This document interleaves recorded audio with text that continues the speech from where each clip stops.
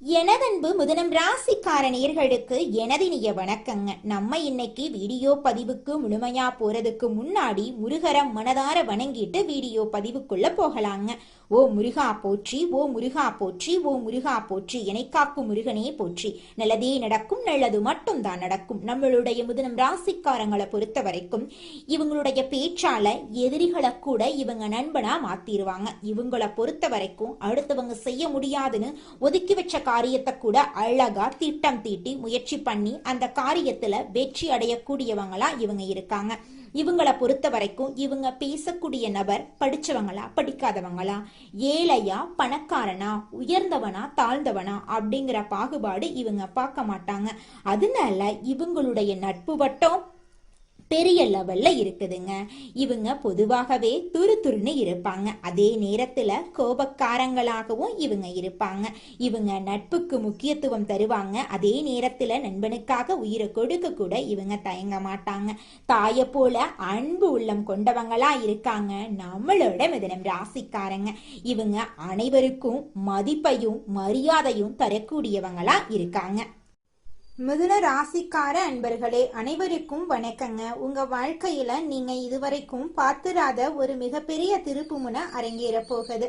மங்களகரமான பராப வருட தமிழ் புத்தாண்டு பிறக்கும் நன்னாளான ஏப்ரல் 14, 15, 16 ஆகிய தேதிகள் சாதாரணமான நாட்கள் இல்லைங்க. உங்கள் தலையெழுத்தையே மாற்றப்போகும் சக்தி வாய்ந்த நாட்கள். ஆனா அதே சமயம் உங்களுக்கு ஒரு மிகப்பெரிய ஆபத்தும் உங்க வாசல்லையே காத்துக்கிட்டு இருக்கு. அந்த 4 நபர்கள் யாரு, நீங்க ஏன் உஷாரா இருக்கணும், அப்படி என்ன நடக்க போகுது என்பதை நமது இந்த சிறப்பு தொகுப்புல முழுமையா பார்த்துக்கலாங்க. இந்த காணொலிய ஒரு நொடி கூட தவிர்க்காம முழுமையா பாருங்க. ஏன்னா நீங்க செய்யும் ஒரு சிறு தவறு உங்களை தேடி வரும் அந்த மாபெரும் பொற்காலத்தை தவிடுபடியாக்கிருங்க. அதனால கொஞ்சம் எச்சரிக்கையா இந்த பதிவை கவனமா பாருங்க. மிதுன ராசி மண்டலத்துல 3வது வீடா அமையும். இந்த ராசி புதன் பகவானை அதிபதியா கொண்ட ஒரு அறிவுபூர்வமான ராசியாகும். இரட்டை தன்மையை கொண்ட நீங்க இயல்பாகவே மிகவும் புத்திசாலிகள். எந்த ஒரு சூழ்நிலைக்கும் உங்களை மாற்றி அமைத்துக் கொள்ளும் திறமைசாலிகள். உங்கள் பேச்சாற்றலால அனைவரையும் ஈர்க்கும் சக்தி உங்களுக்கு இருக்கு. ஆனா உங்களுடைய இந்த அதிவேகமான பேச்சும் மற்றவர்களை எளிதில் நம்பி பழகும் வெள்ளந்தி குணமுமே உங்களுக்கு பல நேரங்கள்ல மிக பெரிய எதிரிகளை உருவாக்கி விடுது. மிதுன ராசியில் பிறந்த நீங்க ஏன் எப்போதும் ஒருவித மன குழப்பத்துடன் மற்றவர்கள் படாத கஷ்டங்களையும் அனுபவிக்கிறீங்க அப்படின்னு எப்போதாவது யோசிச்சது உண்டா? இதற்கு காரணம் உங்கள் இரக்க குணமும் அனைவரையும் நண்பர்களாக நினைப்பதும் தாங்க. கடந்த சில ஆண்டுகளை சற்று திரும்பி பாருங்க. நீங்க யாருக்கெல்லாம் உண்மையா இருந்தீர்களோ, யாரிடம் மனம் விட்டு பேசினீங்களோ அவர்களே உங்கள் வார்த்தைகளை உங்களுக்கு எதிராக திருப்பி விட்டிருப்பாங்க. அடுத்தவர்கள் படும் கஷ்டத்தை உங்களால பொறுத்து கொள்ள முடியாது. மற்றவங்களுக்கு உதவி செய்ய வேண்டும் என்று நீங்க காட்டிய அக்கறைய அவங்க உங்கள் பலவீனமா பயன்படுத்தி இருப்பாங்க.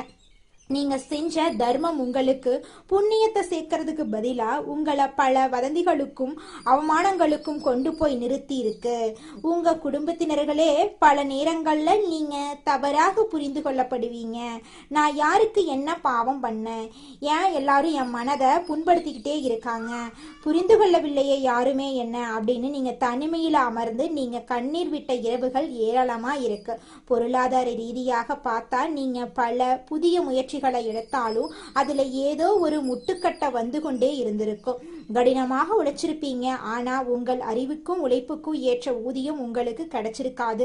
உங்கள் சிந்தனைகளை யாரோ ஒருவர் பயன்படுத்தி முன்னேறி இருப்பாங்க.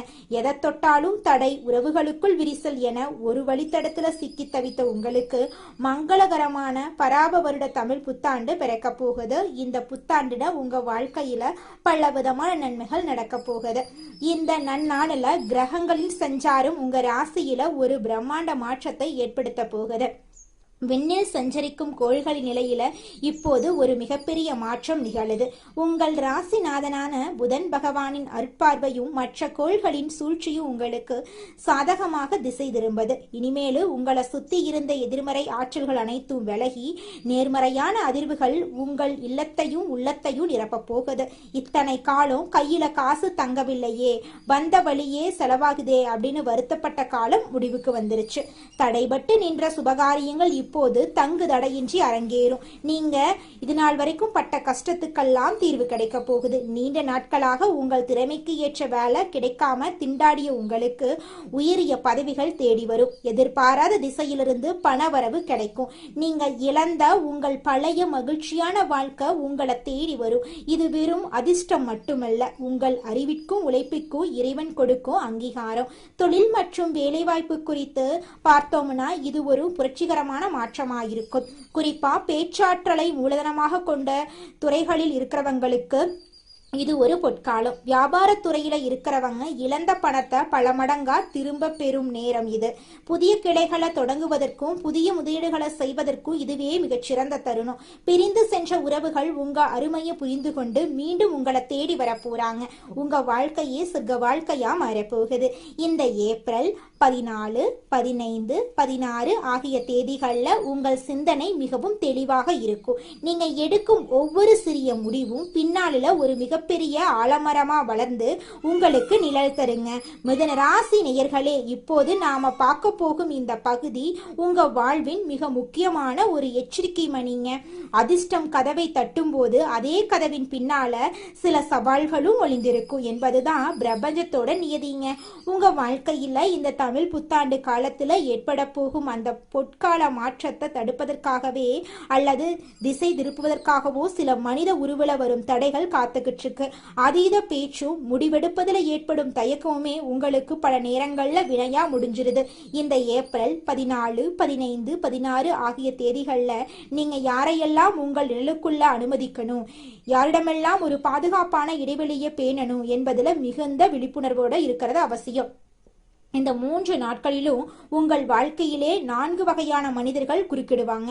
முதலாவதாக இனிமையாக பேசி உங்கள் ரகசியங்களை கறக்கும் துரோகிகள். மிதுன ராசிக்காரர்களுக்கு பேசுவது என்றால் மிகவும் பிடிக்கும் என்பதை இவங்க அறிவாங்க.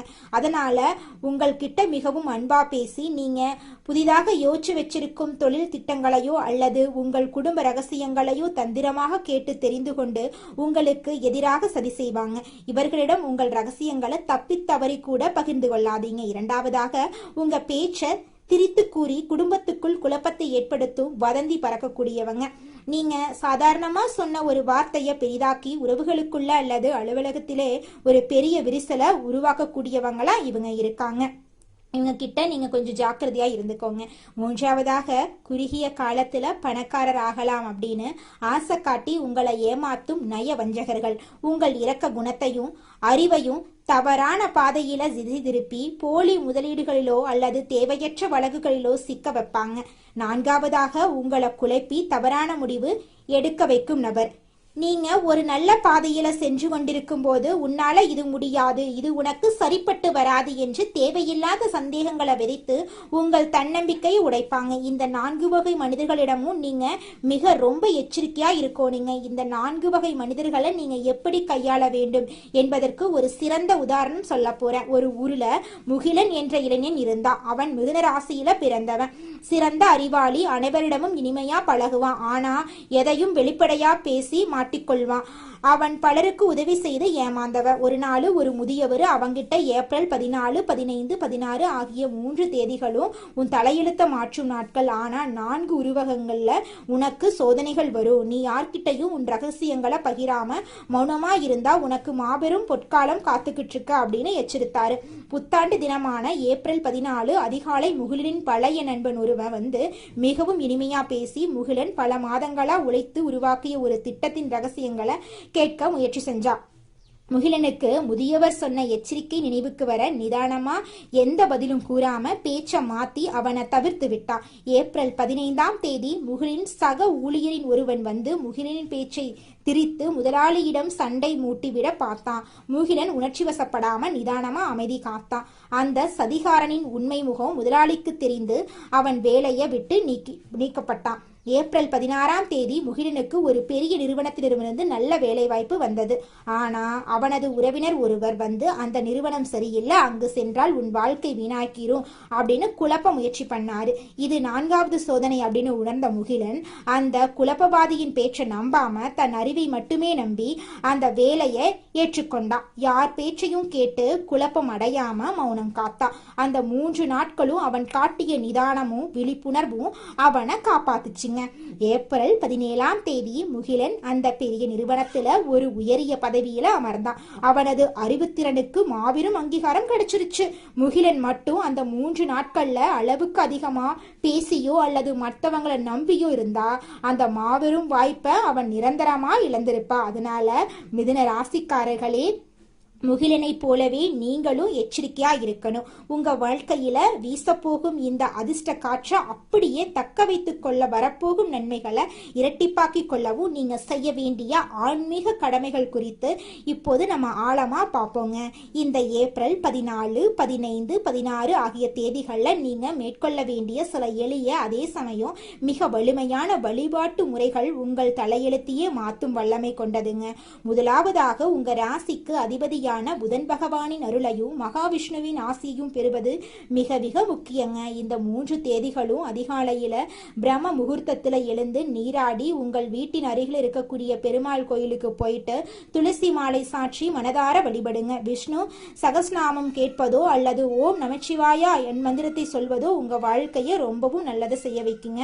இத்தனை காலம் நான் பட்ட கஷ்டம் போதும் இறைவா, இனி வரும் காலம் எனக்கு ஒளியாக அமையட்டும் என்று மனதார இறைவனை வேண்டிக் கொள்ளுங்க. அடுத்ததாக தானங்கள்ல சிறந்த தானத்தை பத்தி பார்க்கலாங்க. புதன் பகவானின் அருளை பெற பச்சை பயிறு தானம் செய்யறது மிக மிக சிறப்பு வாய்ந்ததுங்க. ஏழை எளியவர்களுக்கு அல்லது ஆதரவற்றவர்களுக்கு பச்சை பயிரால் செய்யப்பட்ட உணவுகளை அல்லது இனிப்புகளை தானமா அழியுங்க.